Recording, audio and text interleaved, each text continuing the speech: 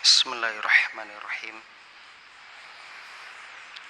Assalamualaikum warahmatullahi wabarakatuh.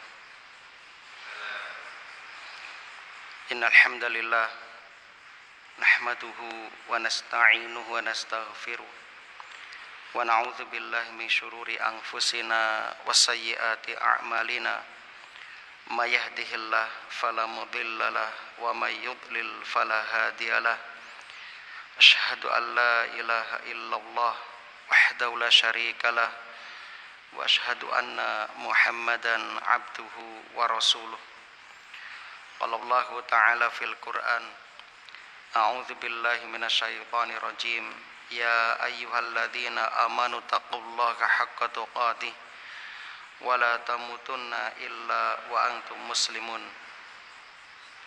Wa qala ta'ala, ya ayyuhalladzina amanu taqullaha wa qulu qawlan sadida yuslih lakum a'malakum wa yaghfir lakum dzunubakum wa may yuti'illaha wa rasulahu faqad faza fawzan 'azima. Amma ba'd. Kaum muslimin dan muslimah jamaah salat Isya yang mudah-mudahan senantiasa dirahmati oleh Allah di dunia hingga di akhirat. Alhamdulillah alladzi bi ni'matihi tatimmus sholihat. Segala puji bagi Allah yang dengan nikmatnya niat-niat solih hamba dapat terlaksana. Kita bersyukur kepada Allah di malam hari ini. Allah masih memberikan kemudahan, memberikan kesempatan kepada kita untuk dapat menjalankan ibadah sholat. Dan sholat yang kita laksanakan secara berjamaah, sebagaimana kita maklumi bersama bahwasannya sholat berjamaah itu lebih baik daripada sholat sendirian, yaitu 27 derajat. Mudah-mudahan sholat yang kita kerjakan diterima oleh Allah Subhanahu wa ta'ala. Rabbana taqabbal minna innaka antas samiul alim. Dan tak lupa kita juga berdoa mudah-mudahan ilmu yang kita pelajari menjadi ilmu yang bermanfaat. Allahumma anfa'na bima 'allamtana wa 'allimna ma yanfa'una wa zidna ilman. Allahumma sallimna ila Ramadan wa sallim lana Ramadan wa tasallamhu minna mutaqabbalan. Kita berharap mudah-mudahan kita dipertemukan kembali dengan bulan Ramadan, dan kita juga berharap mudah-mudahan amal soleh yang kita kerjakan selama di bulan Ramadan tahun kemarin diterima oleh Allah Subhanahu wa ta'ala. Amin ya rabbal alamin. Tak lupa sholawat serta salam mudah-mudahan senantiasa tercurah limpahkan kepada Nabi kita Muhammad sallallahu alaihi wasallam, kepada keluarga, para sahabat, para tabi'in dan tabi'ut tabi'in, serta seluruh umat Islam yang mengikuti sunnahnya dengan baik hingga akhir zaman. Allahumma sholli wa sallim wa barik ala sayyidina Muhammad wa ala alihi wa ashabihi wa man tabi'ahum bi ihsanin ila yaumiddin. Para jamaah rahimani wa rahimakumullah, monggo kita lajengaken anggenipun ngaos surah Al-Jin terakhir. Kita akan segera memasuki surah baru. A'udzu billahi minasyaitonir rajim. Bismillahirrahmanirrahim. Ayat yang ke-24 masih berkaitan tentang ancaman dari Allah terhadap orang-orang kafir Quraisy, yang mana mereka kelak akan mendapatkan siksa yang pedih di hadapan Allah Subhanahu wa ta'ala, dan saat itu mereka akan menyesal ketun disebabkan dulu waktu di dunia mereka tidak mau menerima hidayah yang jelas-jelas sudah ada di hadapan mata mereka. A'udzubillahi minasyaitonir rajim. Hatta idza ra'au ma yu'aduna fasaya'lamun. Hatta sehingga idza ra'au apabila mereka melihat, yakni melihat siksa utawi azab, ma yu'adun apa yang dijanjikan kepada mereka, apa yang diancamkan kepada mereka, fasaya'lamun maka mereka akan mengetahui man ad'afu nasiron wa aqallu adadan, siapakah yang lebih lemah penolongnya dan lebih sedikit jumlahnya. Jadi kelak orang-orang kafir Quraisy setelah melihat azab utawi siksa yang diancamkan kepada mereka, maka mereka langsung sadar bahwasannya mereka tidak bisa berbuat apa-apa. Kemudian mereka tidak mendapati seorang penolong pun. Berhala yang mereka ibadahi selama di dunia, makatan ugi ya Tuhan-Tuhan yang mereka sembah selain Allah di dunia, itu sama sekali tidak bermanfaat bagi mereka kelak di akhirat.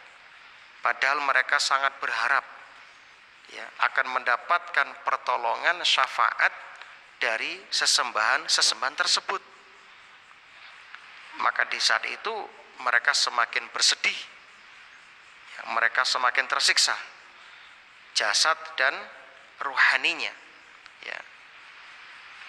Kaum muslimin yang berbahagia, bagaimana mereka tidak sedih, bagaimana mereka tidak tersiksa ketika mereka mengharapkan suatu pertolongan dari dewa-dewa atau Tuhan-Tuhan yang mereka sembah selain Allah itu, ternyata sesembahan selain Allah itu juga dimasukkan ke dalam api neraka bersama mereka. Sehingga mereka semakin tersiksa. Maka kaum muslimin, untuk supaya kita selamat dari itu semua, maka sekaranglah kita supaya melakukan amalan-amalan solih, berbagai upaya yang bisa menjauhkan dari siksa, dari azab, ya, yaitu dengan menjalankan takwa, menjalankan perintah lan anabi sedaya awisanipun Gusti Allah, dan bersungguh-sungguh dalam beriman kepada Allah dan Rasulnya sallallahu alaihi wasallam. Qul in adri aqribun ma tu'adun am yaj'alu lahu rabbi amada. Qul, katakanlah ya Muhammad, in adri, aku tidak mengetahui, aqribun ma tu'adun, apakah azab yang diancamkan kepadamu itu sudah dekat, am yaj'alu lahu rabbi amada, ataukah Tuhanku menetapkan waktunya masih lama. Masya Allah, perhatikan di sini kaum muslimin, Rasulullah Sallallahu Alaihi Wasallam tidak mengetahui perkara gaib. Nabi tidak mengetahui perkara gaib. Di dalam ayat ini Allah memerintahkan Nabi kita Muhammad Sallallahu Alaihi Wasallam agar mengatakan kepada orang-orang kafir Quraisy bahwa ilmu yang dimiliki kanjeng Nabi itu sedikit mengenai akhirat. Jadi tentang babakan akhirat kanjeng Nabi itu memiliki sedikit ilmu, ya. Dan Nabi juga tidak mengetahui apakah azab yang disediakan bagi mereka itu sudah dekat atau masih lama. Namun yang jelas mereka pasti akan diazab oleh Allah, disiksa oleh Allah. Itu jelas. Adapun kapan siksa itu akan datang, Nabi tidak punya ilmu tentang hal itu. Alimul ghaibi fala yuzhiru ala ghaibihi ahada. Alimul ghaibi, Allah maksudipun Allah, dia mengetahui yang gaib. Fala yuzhiru, ya, tetapi dia tidak memperlihatkan ala ghaibihi ahada, kepada siapapun tentang yang gaib itu, illa kecuali manir tabo, kepada ya Rasul yang diridhoi.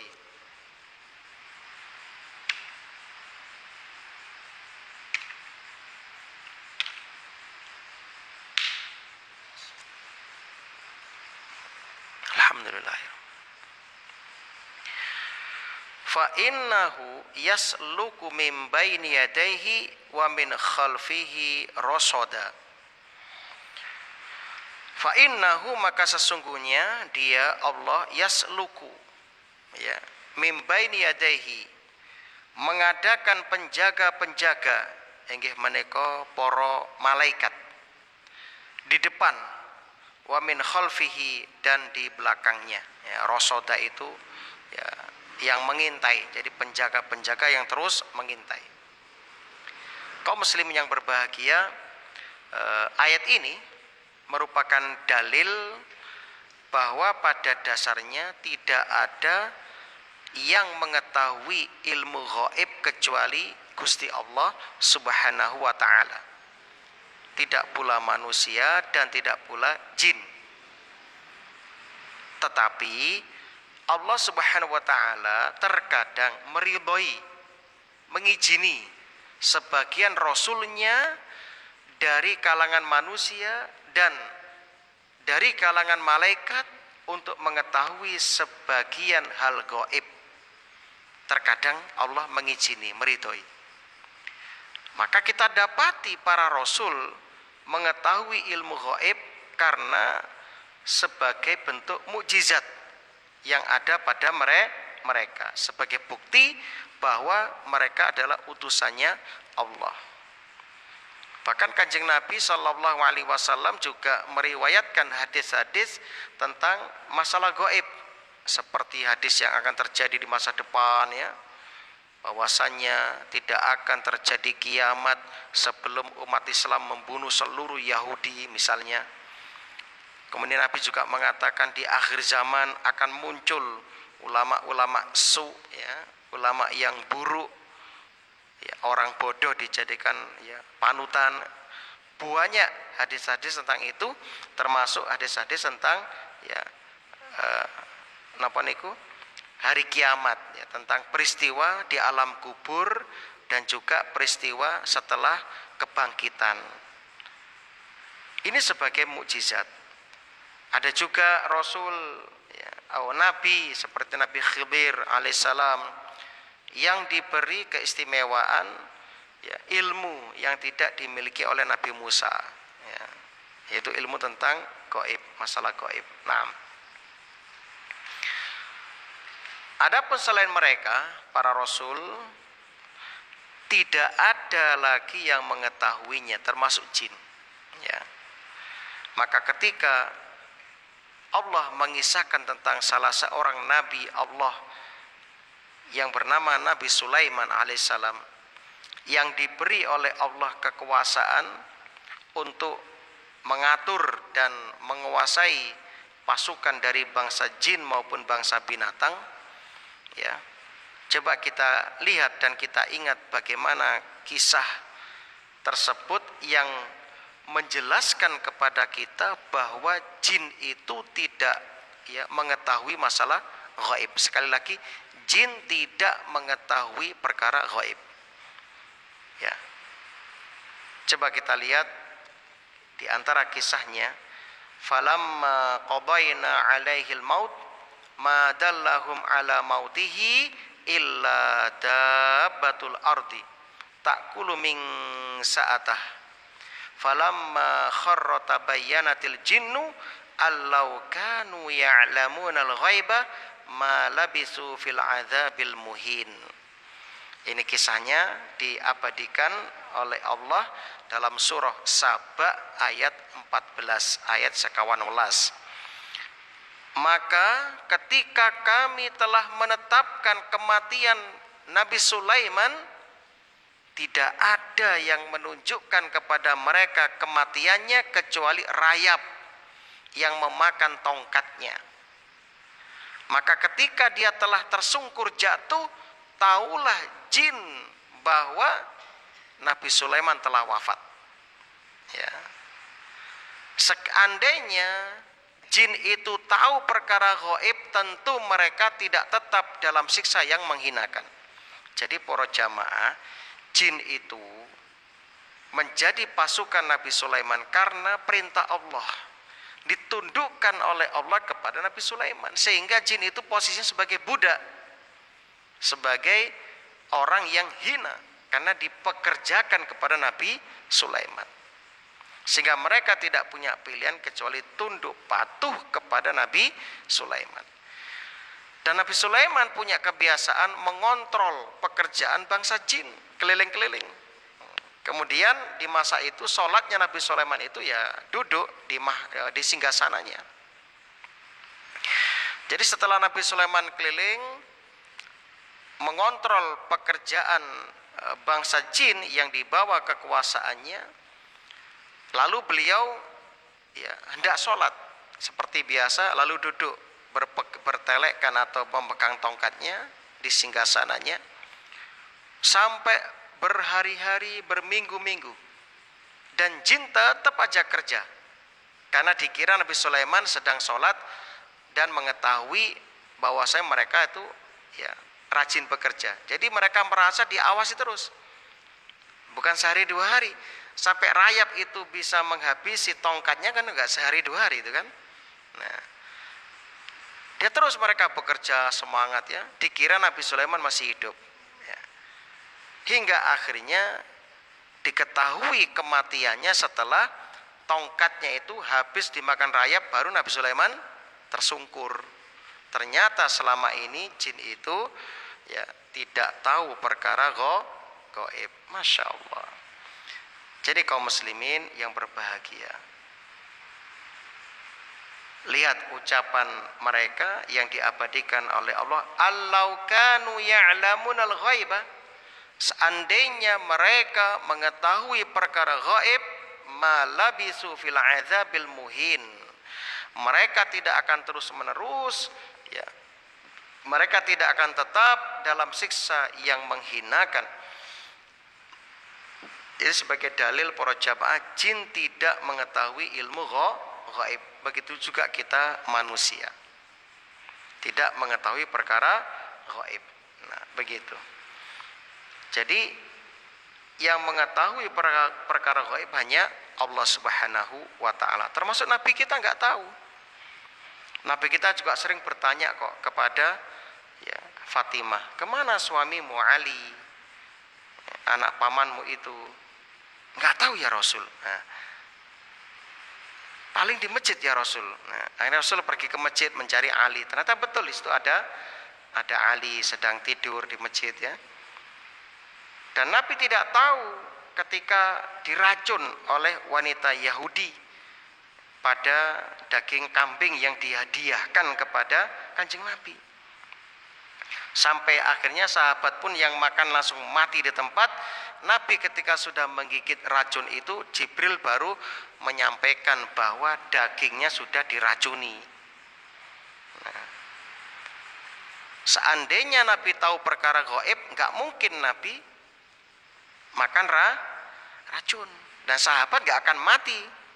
Diingatkan, aja dipangan, ikan racuni, pasti begitu. Dan ternyata Nabi nggak tahu. Bahkan ketika sahabat Abu Hurairah berpapasan dengan Nabi, beliau pergi. Setelah itu beliau datang lagi dalam keadaan basah. Lalu ditanya, loh kamu dari mana? Ya Rasulullah, aku tadi sedang junub dan belum bersuci. Dan aku nggak mau ketemu jenengan dalam keadaan hadas. Lalu aku pergi dan mandi junub. Nah, seandainya Nabi ngerti nggak mungkin bertanya kan begitu. Kemudian ketika perang Uhud, ya, Nabi ternyata yang awalnya membawa 1000 pasukan, ternyata di tengah jalan 300 orang-orang munafik membelot balik ke kota Madinah, tinggal 700 pasukan. Kemudian akhirnya di awal peperangan Rasulullah Shallallahu Alaihi Wasallam menang, lalu akhirnya kalah dan Nabi mengalami luka-luka dan 70 sahabat mulia mati syahid di medan Uhud. Nah, seandainya Nabi tahu perkara gaib, nggak mungkin Nabi akan mengalami kekalahan dalam perang, sebab beliau tahu maring ini pasti begini kan begitu. Dan ternyata Nabi nggak tahu.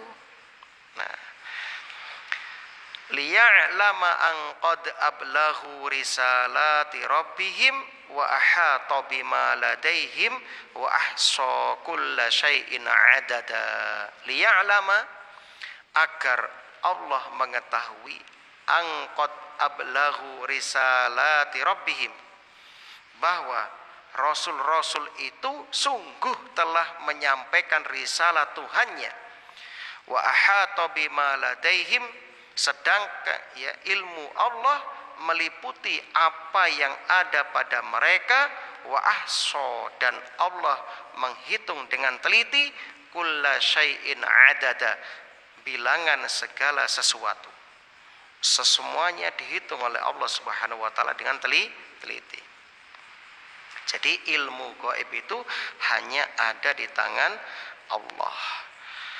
Surah Al-Jin ini memberikan beberapa faedah, bahwasanya bukan hanya manusia yang diberi beban syariat untuk beribadah kepada Allah, tetapi jin juga diberi beban yang sama. Sehingga secara umum syariat Islam ini juga berlaku pada bangsa jin. Adapun secara detail hanya Allah yang mengetahuinya. Pelajaran yang kedua, jika para jin beribadah kepada Allah, maka mereka tidak boleh disembah. Boten parang nggak boleh, karena mereka juga makhluk yang menyembah Allah. Pelajaran yang ketiga, sebagaimana di antara manusia ada da'i, demikian pula di kalangan bangsa jin juga ada da'i, orang-orang yang menyeru kepada Allah. Ada ustadz juga di kalangan bangsa jin.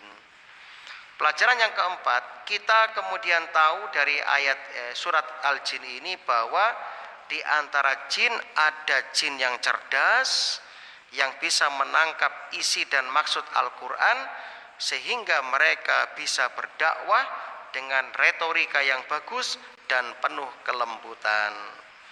Pelajaran yang kelima, Nabi Muhammad SAW adalah makhluk yang paling mulia.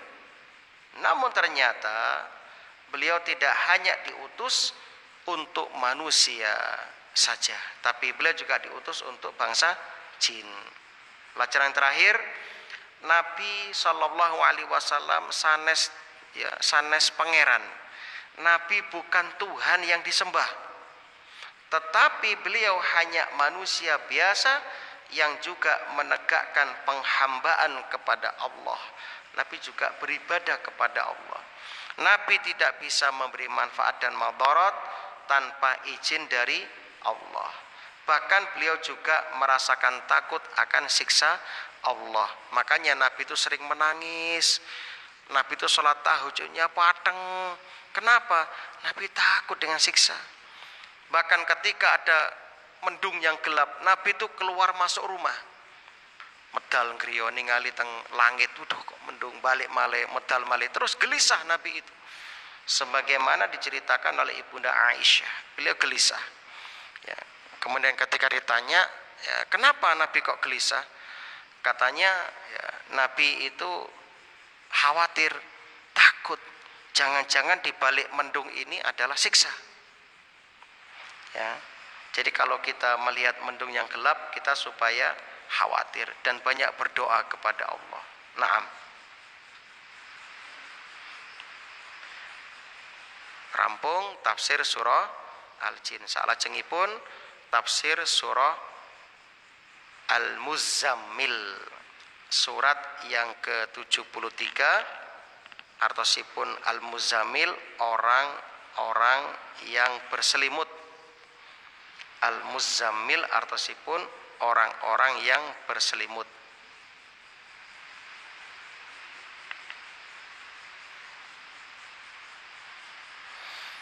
Kaum muslimin dan muslimah rahimani wa rahimakumullah. Muqaddimah, surah Al-Muzammil termasuk surah Makkiyah. Surah Makkiyah. Dan ini merupakan pendapat jumhur, pendapat mayoritas ulama. Sebagian ulama yang lain seperti Imam Al-Qurtubi menyatakan bahwasannya surah Al-Muzammil adalah surah Madaniyah. Tetapi ini ada khilaf, perbedaan di kalangan para ulama. Dan jumhur itu insya Allah lebih kuat pendapatnya, yaitu surah Al-Muzammil adalah surah Makkiyah. Kenapa? Karena isinya itu lebih mengarah ke sana, yaitu Nabi diperintahkan berdakwah di awal mula, dan Nabi diperintahkan bersabar menghadapi gangguan kaum musyrikin. Ya, dan juga di antara karakter utawi ciri-ciri surah Makkiyah itu membahas tentang hari kiamat, membahas tentang akidah, membahas tentang alam kubur, membahas tentang perkara-perkara gaib. A'udzubillahi minasyaitonirrajim. Bismillahirrahmanirrahim. Ya ayyuhal muzammil. Ya ayyuhal muzammil, wahai orang yang berselimut. Maksudipun Kanjeng Nabi. Kaum muslimin yang berbahagia, secara umum ada dua tafsiran. Ada dua tafsiran mengenai ayat pertama surah Al-Muzammil. Ada yang menafsirkan secara hakiki dan ada yang menafsirkan secara majazi. Hakiki itu yang sebenarnya, yaitu Allah Jalla Jalalu berfirman kepada Kanjeng Nabi Muhammad sallallahu alaihi wasallam yang sedang memakai selimut. Itu namanya penafsiran hakiki. Jadi betul-betul Allah berfirman ditujukan kepada Nabi yang saat itu sedang berselimut. Ini penafsiran hakiki. Ada juga penafsiran yang majazi. Artosipun di dalam ayat ini ya ayyuhal muzammil, maksudipun Allah memanggil Nabi Muhammad sallallahu alaihi wasallam yang diselimuti dengan syariat.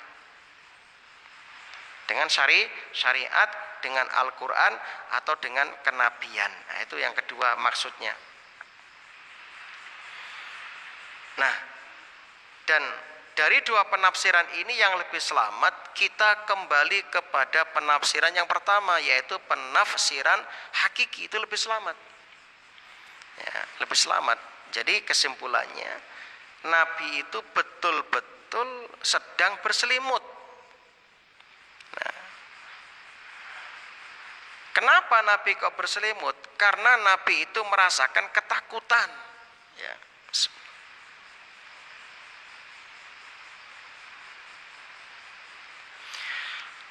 Nabi merasakan ketakutan.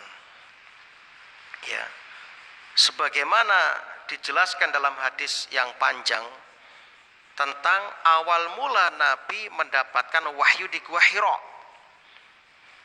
Setelah Nabi bertahanus, ya, beribadah di Gua Hira itu dengan cara ibadah yang didapatkan dari warisan leluhur, yaitu agamanya Nabi Ibrahim alaihissalam. Nabi sedang, ya, menyendiri di Gua Hira yang sepi, tidak ada siapapun, tiba-tiba muncul sesosok makhluk. Ya. Langsunglah Nabi ketakutan. Ketika pulang ke rumah, Nabi berpesan kepada istrinya Khadijah.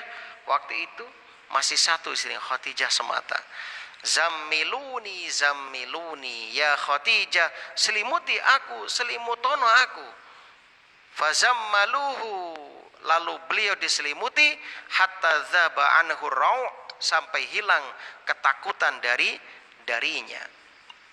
Rawahu Al-Bukhari nomor 3, Muslim nomor 160. Ya. Nah, Nabi SAW dalam hadis-hadis sering disebutkan tidur dalam keadaan berselimut. Maka secara zahir ayat ini ditafsirkan dengan penafsiran hakiki, yaitu ayat ini benar-benar turun ketika Nabi sedang berselimut. Nah, makatan. Sedangkan panggilan Allah kepada Nabi, ya Nabi kita sallallahu alaihi wasallam, terosipun Imam Al-Qurtubi, ada dua penafsiran. Penafsiran yang pertama, Allah Subhanahu wa taala memanggil Nabi sallallahu alaihi wasallam dengan panggilan yang sedang beliau alami, yaitu dalam bentuk mulattafah. Apa itu? Kelembutan. Nabi sedang pakai selimut, terus dipanggil ya ayyuhal muzammil, hai orang yang berselimut. Ini menunjukkan Allah ingin berlemah lembut kepada Nabi sallallahu alaihi wasallam.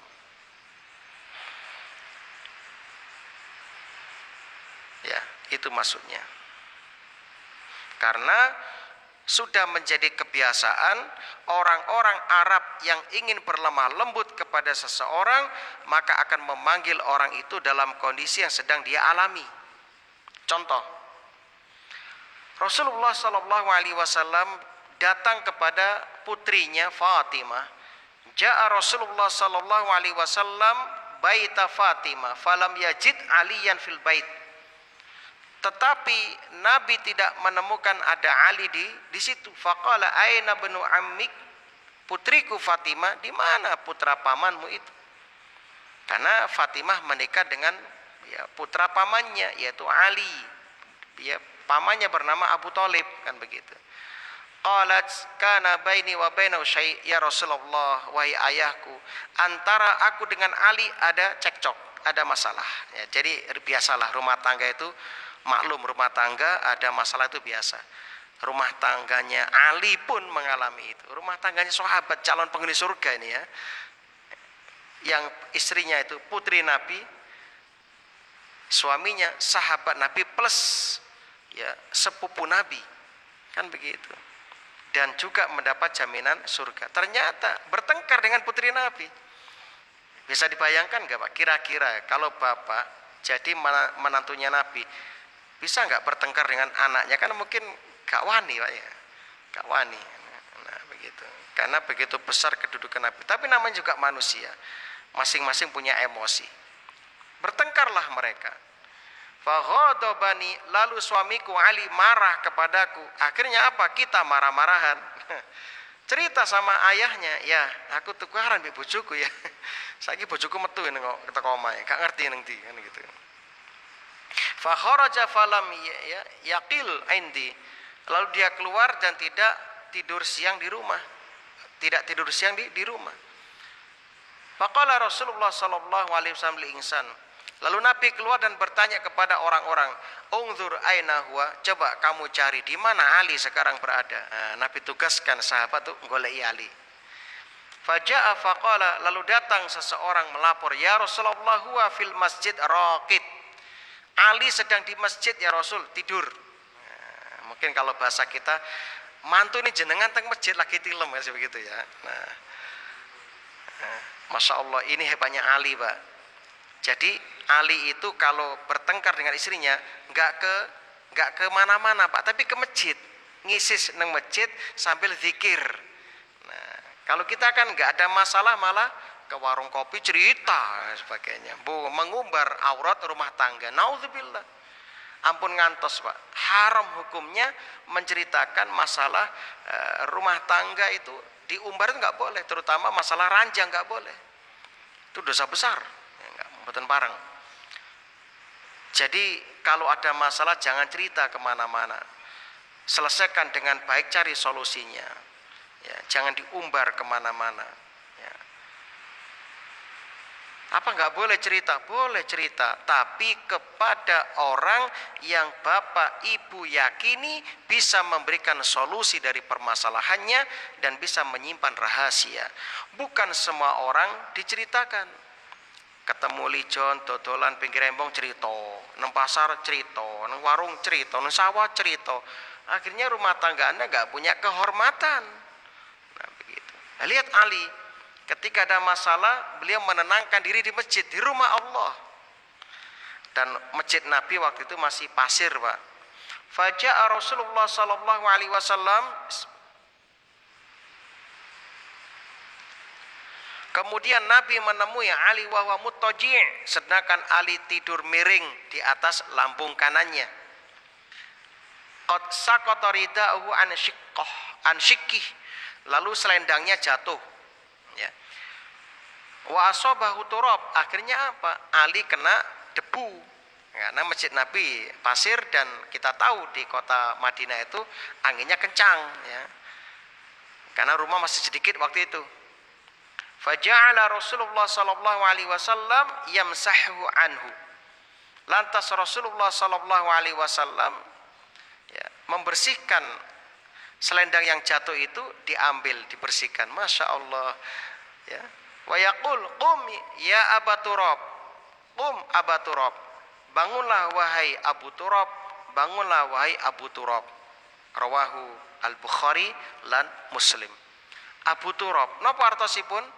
Abu Turab itu artinya orang yang berdebu, orang yang berdebu, ya.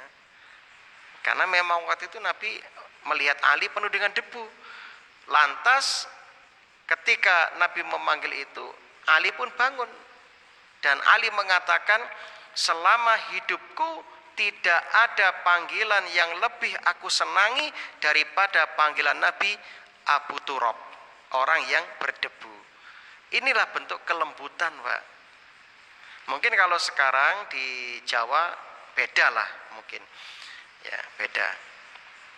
Ya, karena Abu Hurairah sering membawa kucing, maka disebut dengan Abu Hurairah, bapaknya kucing, kan begitu ya.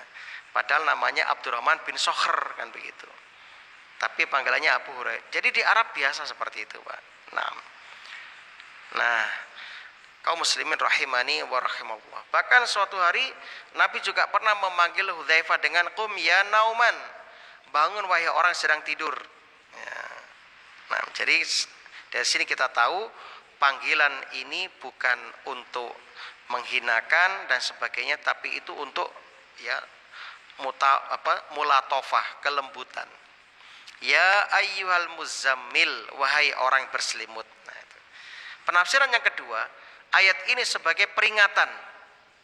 Ketika Allah memanggil dengan menyebutkan sifat, wahai orang-orang yang berselimut, maka panggilan ini juga bisa berlaku bagi orang selain Nabi. Semua umat Kanjeng Nabi Sallallahu Alaihi Wasallam yang berselimut harus bangun, tinggalkan selimutnya untuk apa? Sholat malam, kan begitu kata Imam Al-Qurtubi. Ya. Makanya kita lihat Nabi itu semangat bangun untuk sholat malam, sebagaimana pada lanjutan ayat yang insya Allah akan kita bahas pada pertemuan-pertemuan yang akan datang. Mudah-mudahan ini bermanfaat. Amin ya rabbal alamin. Mungkin ada yang mau ditanyakan, silahkan. Kalau bisa kita jawab, kalau nggak bisa insya Allah kita akan carikan jawabannya.